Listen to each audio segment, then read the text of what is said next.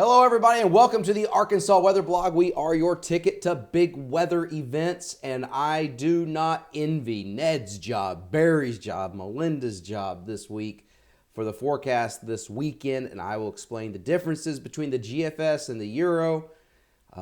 First, I'm going to, I go back to work on Friday. So that's when I've got it. Hopefully the models will have sorted themselves out by then. If not, we're in trouble. Anyway, winter weather contest. I know a lot of you are asking for it. I've already acquired one prize, and there's more coming. This is going to be the best contest we've ever had. It's not going to kick off December 1st. It's going to be different this year. Stay tuned for details on that. Now back to the blog post. Yesterday, when you looked at the GFS model yesterday morning when it came out, what we call the 12Z run, remember this thing is run 4 times a day and flip-flops like crazy. And we're talking about something, it's Tuesday, and this is something for Friday and Saturday that especially Saturday, said, oh, it's going to rain and temperatures are going to be in the 40s. The front comes through.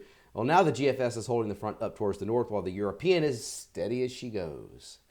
And I'm under the belief that you just don't flip-flop like that without good reason. Just because the GFS flip-flops and the others don't, something's wrong with the GFS, and that's usually what the problem is. What you're looking at here, twisterdata.com, excuse me, this is valid Saturday morning, and this is the time period that I really want to focus in on, Saturday morning at 6 a.m.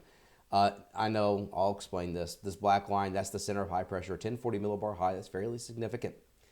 And then these solid black lines are isobars. Now you see these lines, these small little lines with little flags on them. Those are the wind barbs. Those are wind barbs showing the wind coming in from the northeast. That's a very cold wind here for Arkansas, especially coming out of that Arctic high. It's got temperatures in the 40s and 50s across the state. That front's all the way through. This is yesterday's run.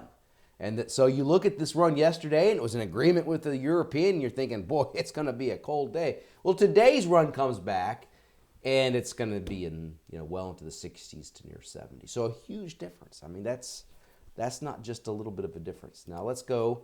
I'll show you. So you saw that it was in the 40s. Now I'm going to weatherbell.com and getting the GFS from there. This is the same time period. Fronts hung up across the Ozarks.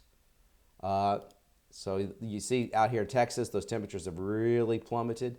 But it's doing what fronts do sometimes, and that's the Ozarks blocking the cold air from coming in. And it's at 63 degrees. So instead of it being 40 degrees, it's 63. So that's a huge forecasting headache. This is why I don't envy Ned, Barry, and Melinda right now. That's the current model run. Let's look at the previous model. Remember, it's run 4 times a day. Oops. Same thing. 62 degrees it says instead of 63. It has that same look where the Ozarks holding that cold air back. But wait, my friends. Here's the European model. Let's see if I can move this over for you. From EuroWX.com, subscription-based, but it's a fantastic website for European model information. This is Friday, and we're going to start this on Friday at 18Z, which is at noon. And we're in the 60s, so it's going to be a mild day and rainy day too. But at noon, you got the front coming into northwest Arkansas. So the front is located right in here. This is my very crude drawing of a frontal boundary. So it's in the 40s here, well into the 60s, near 70 ahead of it. Look at behind it. In the Oklahoma and Texas panhandle, it's in the 20s. It's in the teens out in New Mexico. By the way, many, many years ago, I'm going to deviate from my weather forecasting here in the blog to tell you about. I traveled to go snow skiing out here in the Sangre de Cristo Mountains of New Mexico. Beautiful, beautiful country out there. Was in Dumas, Texas, then traveled out here, and I'd have to look at the map here. But in Raton, stay with me for just a second. Let me just do this. There's Dumas. We went through Dalhart, Clayton. There's Taos. Yeah, I think we went from Clayton to Raton, down here to Red River. Yeah, there's Taos. So, that's what we did. I wonder why we did that instead of this. But anyway, it is the creepiest area up here in northeastern New Mexico. I mean, there is not a single light anywhere. It's so creepy. If you want to know what true darkness is, go to, at least this was a long time ago, Go to northeastern New Mexico. It's so dark. You can't see your hand in front of your face. I mean, it was creepy. But anyway, back to weather forecasting. There's the 32-degree line right there through Oklahoma and Texas. There's that frontal boundary. Remember, we're looking at the time period. This is at noon on Friday. So let's take this out in time. Let's clear my drawing. The front advances. The Ozarks holding it up a little bit, yes, but it does move it right into central Arkansas. So now we're at that time period, Saturday morning at 6 a.m., and instead of it being in the 60s, it's 49 degrees in Little Rock. 60s southern Arkansas, 30s north, 39 north. And then this is late Saturday, 48 degrees.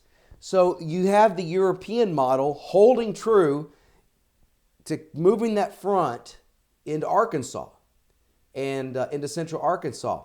So where does it end up? I would go with the European, in my opinion, because it has been more consistent.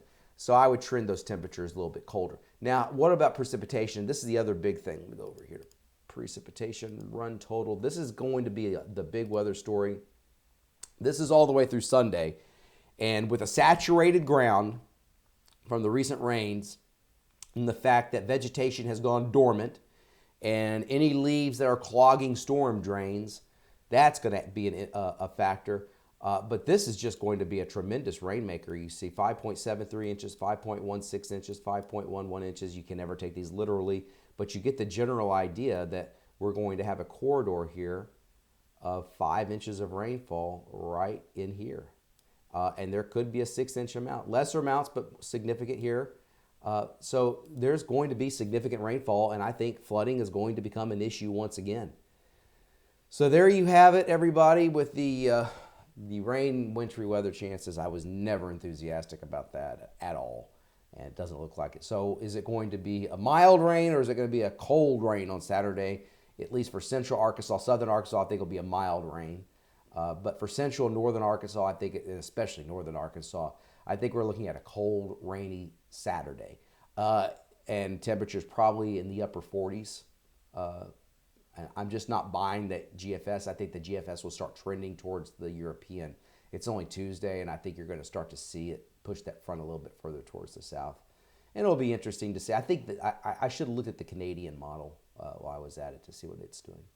So anyway, that might be the tiebreaker.